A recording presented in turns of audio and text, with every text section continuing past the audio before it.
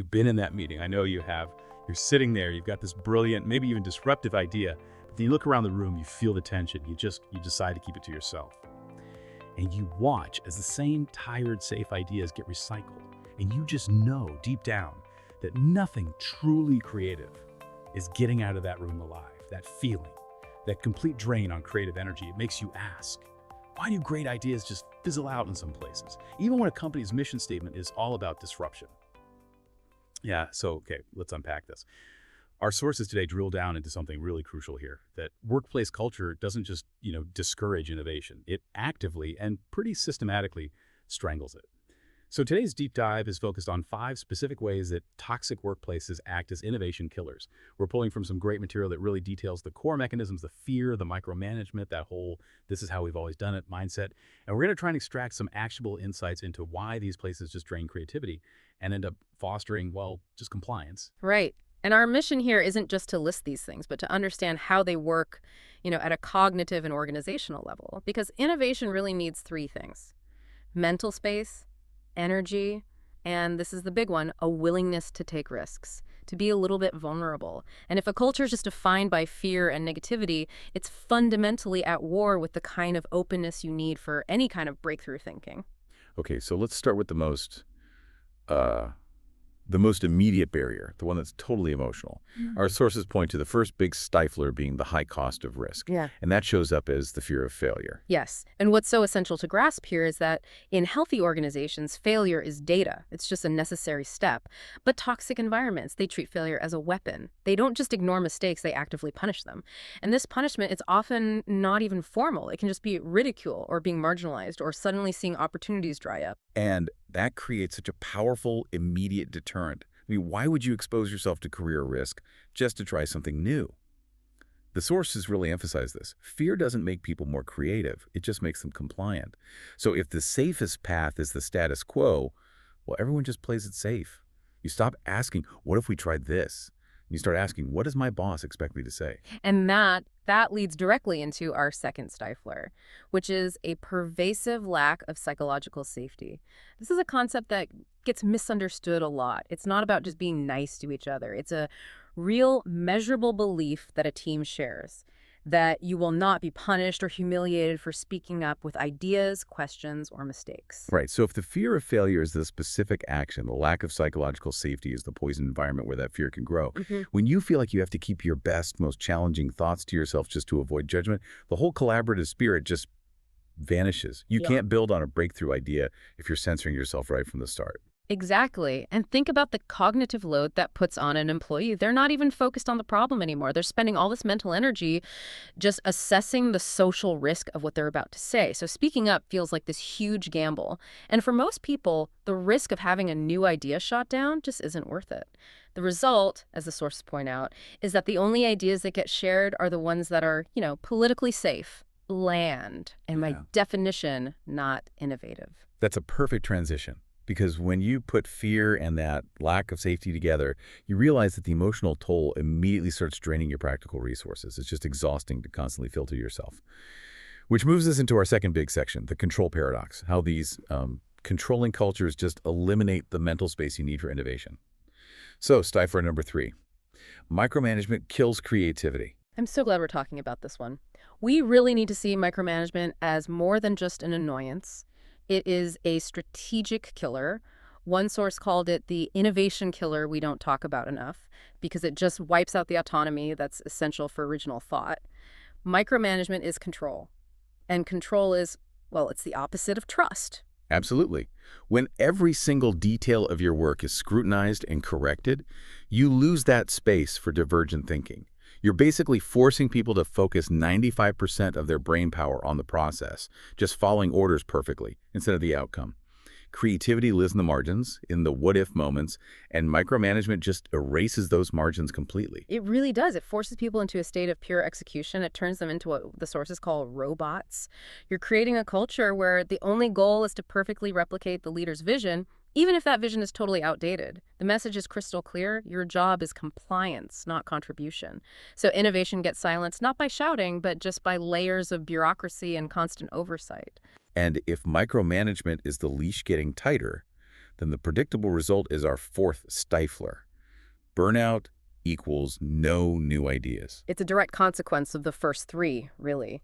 Toxic cultures just push people past their limits. The long hours, the high demands, the constant political games, always fighting fires because of poor planning. Innovation needs mental space. It needs energy. And when people are in a state of chronic exhaustion, those resources are just gone. It's so much more than just feeling tired, too. When you're truly burned out, you get decision fatigue, what they call cognitive scarcity. Your brain literally shifts into triage mode. You can't ask someone who is just mentally wiped from managing drama all day to suddenly invent a new paradigm. Creativity is resource intensive. If your resources are used up just surviving the workday, the well is dry. Completely dry. The sources explain that breakthrough ideas require us to hold complex, sometimes conflicting information in our heads. We have to search for novel connections. That kind of high-level thinking is the first thing to go when we're depleted. In survival mode, you only have the brain power for familiar, low-effort solutions. And that's why, in a burned-out culture, creativity doesn't just slow down, it just fizzles out. It's a profound waste of human potential. So we've spent most of our time on the individual and psychological toll. The fear, the exhaustion, but we need to zoom out a bit now, because the last point focuses on the systemic issues, the leadership failures that create these conditions in the first place. Let's talk about stifler number 5, the combination of an unclear vision and lack of trust. This is the big organizational failure. Toxic cultures have a motivation problem because leadership hasn't defined or communicated a clear, shared vision, the North Star. If the leaders haven't set a unified goal, what are the employees supposed to be innovating for? The second that shared vision disappears, the sources show this really critical shift in behavior. Motivation just evaporates, and the focus shifts from the collective good of the mission to, well, intense personal survival, internal competition. When the goalposts are always moving or they're not even there, the natural response is to stop running and just start guarding your own territory. And when people don't know where they're heading, they fall back on siloed behavior. But innovation is a team sport. It requires collaboration across different functions. If every department is just protecting its own turf because the vision is a mess, any attempt at a new idea that crosses those boundaries is immediately bogged down in politics. And the lack of trust just makes this exponentially worse. We talked about psychological safety on a team level, but this is about trust in leadership, trust in the system itself. Right. When leaders consistently show that they don't trust employees to make decisions or that they'll punish honest feedback, you get this very powerful negative feedback loop. Employees, in turn, don't trust that their voices matter or that their efforts will be recognized fairly. And that dynamic is completely paralyzing for innovation. If you know, based on past experience, that your input is going to be dismissed, ignored, or even used against you. Which brings us right back to that fear of failure. Yeah. Why would you ever offer up your best, most vulnerable, out-of-the-box thinking? You just wouldn't. It creates a situation where innovation is, for all intents and purposes, dead in the water. There's no incentive to swim against the current if you know you're just going to get dragged back to shore and penalized for even trying. The whole system just kills the motive. Okay, so what does this all mean? Let's pull it together. We've looked at these 5 creativity killers: fear of failure, lack of psychological safety, micromanagement, burnout, and then that combination of unclear vision and lack of trust. The really crucial takeaway here seems to be that you can't force creativity. You can't just send a memo telling people to be more innovative. That approach just adds more pressure to an already exhausted workforce. The sources argue that the real power is in building an environment where innovation is allowed to flourish on its own. The path forward requires a foundational shift in how we think about management.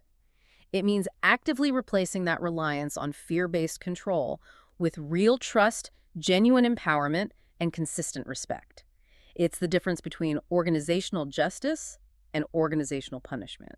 And this isn't just, some fluffy HR concept. It's a hard, strategic business decision.